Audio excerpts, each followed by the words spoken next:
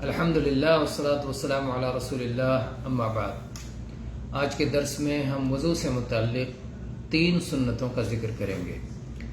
ان سنتوں کو اپنانا چاہیے تاکہ وضو مکمل ہو اور اس کی وجہ سے اللہ تعالیٰ کی طرف سے انسان اجر عظیم پائے۔ یہ 3 سنتوں میں سے پہلی سنت ہے اعضاء میں داہنے عضو کو پہلے دھونا، بائیں کو بعد میں دھونا، اور دوسری سنت ہے ہر وضو کے وقت میں مسواک کرنا، اور تیسری سنت ہے کہ وضو سے فراغت کے بعد دعا پڑھنا۔ آئیے ہم اس سلسلے میں احادیث پڑھ لیتے ہیں۔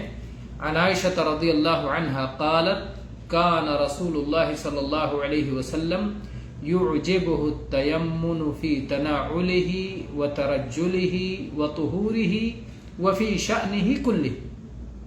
یہ متفق علیہ حدیث ہے کہ رسول اللہ صلی اللہ علیہ وسلم کو داہنے طرف سے آغاز کرنا پسند ہوتا تھا، جوتا پہننے میں، کنگھی کرنے میں، وضو کرنے میں، طہارت حاصل کرنے میں، اور اپنے تمام معاملات میں۔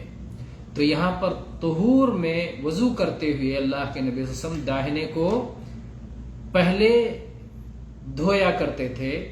جیسے دایاں اور بایاں ہاتھ دونوں کو دھونا ہے تو داہنے ہاتھ کو پہلے، بائیں ہاتھ کو بعد میں، داہنے پیر کو پہلے، بائیں پیر کو بعد میں۔ تو اس طرح سے تیمن، داہنے سے ابتدا کرنا، داہنے سے پہل کرنا، داہنے کو اولیت دینا، یہ وضو کی سنتوں میں سے ایک سنت ہے۔ دوسری سنت مسواک کرنا۔ اس سلسلے میں حدیث پڑھتے ہیں۔ عن ابی ہریرہ رضی اللہ عنہ ان رسول اللہ صلی اللہ علیہ وسلم قال لولا ان اشق على امتی لامرتهم بالسواک مع كل وضوء۔ اسے امام احمد نے روایت کیا ہے کہ نبی صلی اللہ علیہ وسلم نے فرمایا، اگر مجھے اپنی امت پر مشقت کا خوف نہ ہوتا تو انہیں ہر وضو کے ساتھ مسواک کا حکم دے دیتا۔ ظاہر ہے اگر آپ حکم دے دیتے تو یہ فرض، لازم اور ضروری ہو جاتا، لیکن آپ نے حکم نہیں دیا، آپ نے اسے پسند فرمایا، تو یہ مستحب ہے، فرض اور لازم نہیں ہے۔ تیسری سنت یہ ہے کہ جب انسان وضو سے فارغ ہو جائے تو دعا پڑھے۔ آئیے اس سلسلے کی حدیث پڑھ لیتے ہیں۔ عن عمر رضی اللہ عنہ قال قال رسول اللہ صلی اللہ علیہ وسلم ما منکم من احد يتوضأ فيسبغ الوضوء ثم يقول اشهد ان لا اله الا الله وحده لا شريك له واشهد ان محمدا عبده ورسوله الا فتحت له ابواب الجنة الثمانية يدخل من ايها شاء۔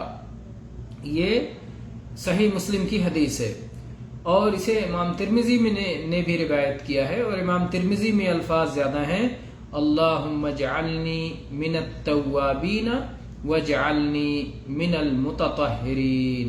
یہ الفاظ ترمذی میں زیادہ ہیں۔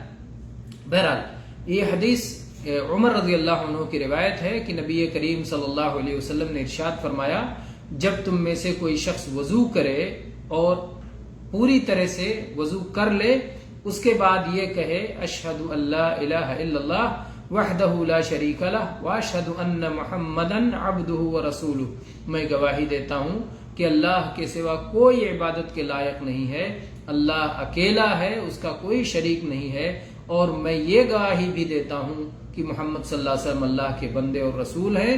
جو شخص یہ دعا پڑھتا ہے تو اس کے لیے جنت کے 8 دروازے کھول دیے جائیں گے، جس میں سے چاہے وہ داخل ہو جائے۔ اور یہ دعا ہے اشہد ان لا الہ الا اللہ وحدہ لا شریک لہ واشہد ان محمدا عبدہ ورسولہ۔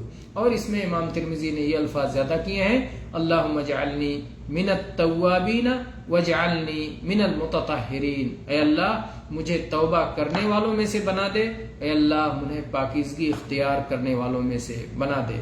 توبہ کے ذریعے سے انسان کی داخلی اور اندرونی پاکیزگی ہوتی ہے، اور طہارت وضو کے ذریعے سے انسان کے باہر کی صفائی ہوتی ہے، تو اس طرح سے اندر اور باہر دونوں کی پاکیزگی ایک ساتھ ہو جاتی ہے۔ انسان توبہ کی توفیق مانگ لیتا ہے اور پاکیزہ رہنے کی دعا کر لیتا ہے۔ تو اس طرح سے یہ 3 اہم سنتیں ہیں جن کا ہمیں اہتمام کرنا چاہیے: داہنے سے آغاز کرنا، مسواک کرنا، اور وضو سے فارغ ہونے کے بعد ذکر کرنا، دعا کرنا۔